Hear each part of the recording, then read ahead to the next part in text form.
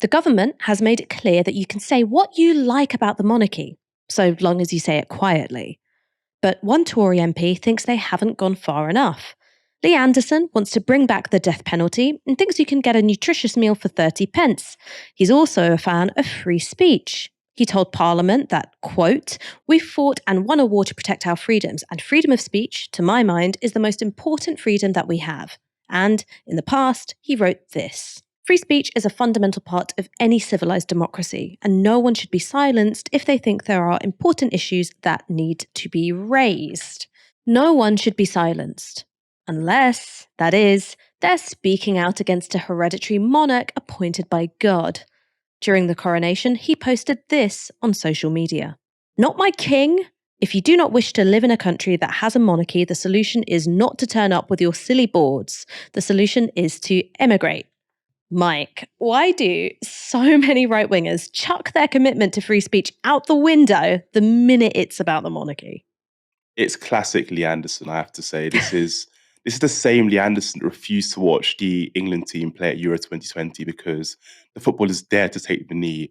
And it's really funny because he's one of those right-wing politicians that claims to be a defender of free speech. These woke lefties, these snowflakes, they are attacking our right to free speech.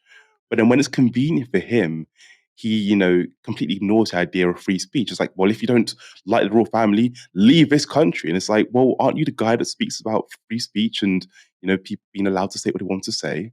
So it's really bizarre. And I think it just speaks to the idea that these people don't actually care about free speech. They want to be offensive and say at times racist and problematic things and face no repercussions for that.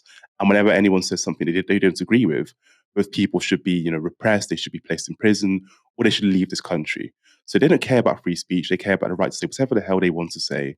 And others who have contradictory views should be silenced immediately. I mean, I also think he's quite crude. So he sort of sees it as his job to say the most reactionary thing possible and then dress it up as this kind of authentic voice of the white working class thing. So he'll be like, "Bring back hanging. It's what real decent working class folk want."